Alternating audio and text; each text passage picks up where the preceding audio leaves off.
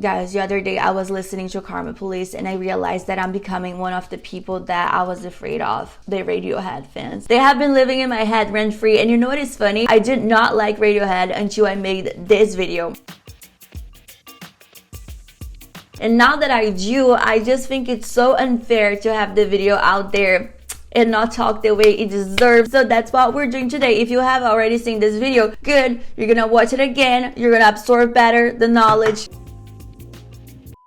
After the release of their breakthrough album OK Computer in 1997, Radiohead was on track to become one of the biggest rock bands in the world. People expect them to be the new U2 in terms of success. So naturally, they decided to turn away from rock. OK Computer was a very successful album for Radiohead. It reached #1 in the UK. It was loved by the critics. It got their first Grammy nomination and actually their first Grammy win for Best Alternative Performance. So it was a hit. It has some of their most iconic singles like Paranoid Android, Karma Police.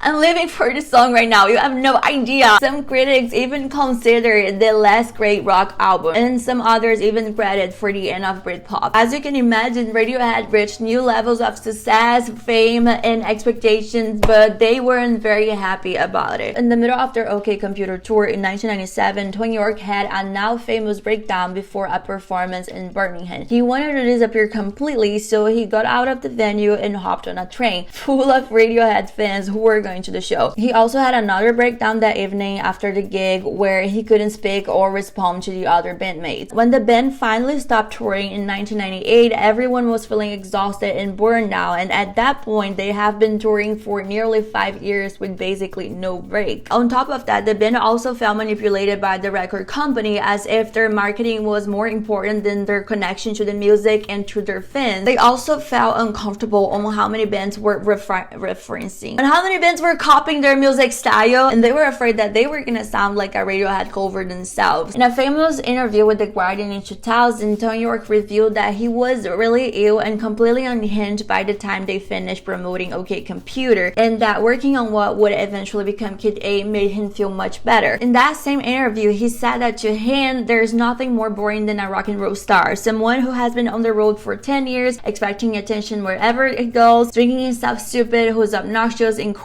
uncreative, and has a massive ego. One good thing about their fame though, now the label gave them creative freedom and no deadline to turn around new music.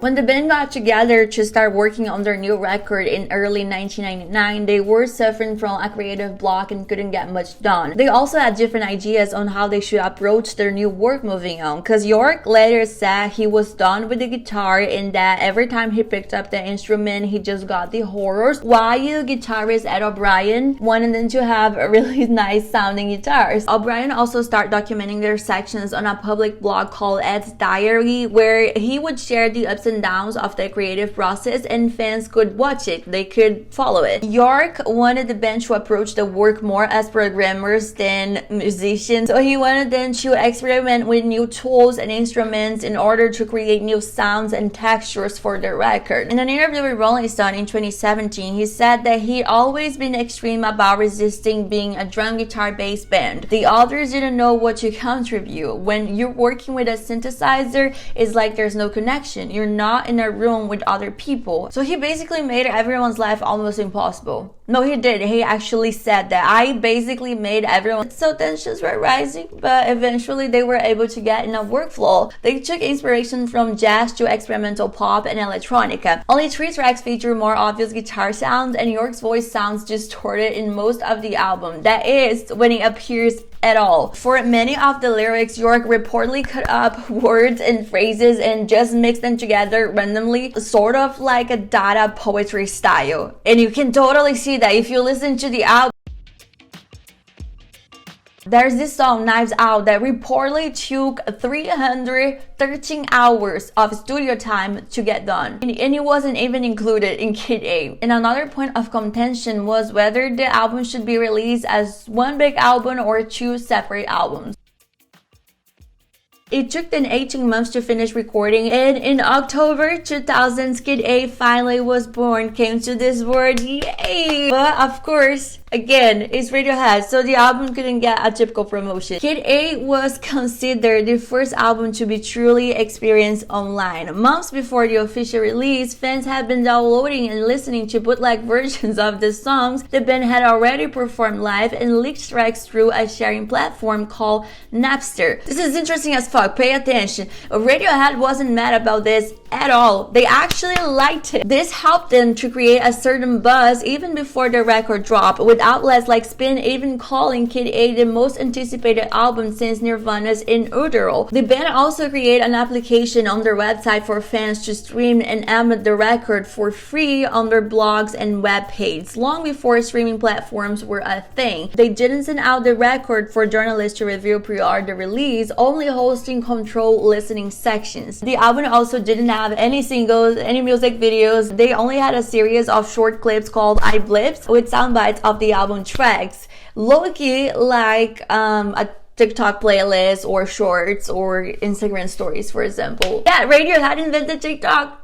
Many of the reviews that came out upon the release weren't exactly good to Kid A. Nick Hornby, the author of High Fidelity, for example, wrote in the New Yorker that the album could only be appreciated by 16-year-olds because only teenagers had the time and patience for that kind of music. Pitchfork, on the other hand, gave Kid A rare 10 in what is considered one of the most iconic reviews in contemporary music criticism. They didn't want to get back to the same promotion cycle that burned out with OK Computer, so they also gave fewer interviews and didn't tour the album extensively. For their UK and Europe tour, they got a customized 10,000 capacity tent without any corporate logos or sponsors, influenced by the Outer Globalization book No Logo by Naomi Klein. One of the band's rare live appearances during that era is their performance on Saturday Night Live, where they played the national anthem. I'm not gonna pronounce this. It was something. I'm just gonna say that you have to watch it for yourself.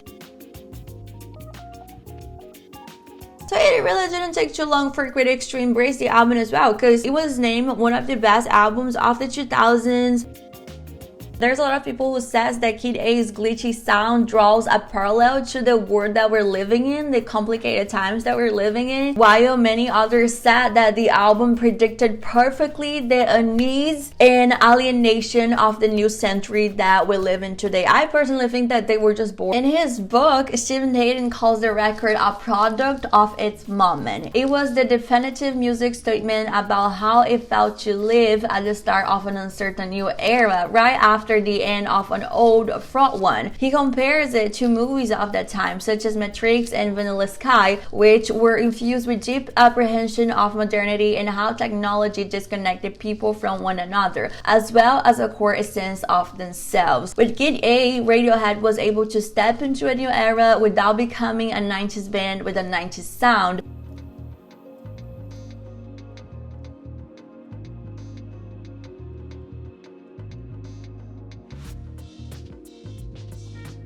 You're never gonna hear me saying that Kid A is one of my favorite albums, because it's not. And honestly, I still feel like Radiohead is a 90s band that has a 90s sound. But I am a 90s girly. I love 90s music, 90s bands. So maybe that's why I'm more attractive to their 90s stuff other than this. And I honestly can't understand shit about Kid A. But I just felt like the story was very, very interesting and I want to bring to the channel. I needed to talk to someone about Radiohead because I'm obsessed with it at the moment. That's it. I hope you liked the video. If you did, don't forget to subscribe and give it a thumbs up. And if you didn't, I do it anyways. I just subscribe. Bye.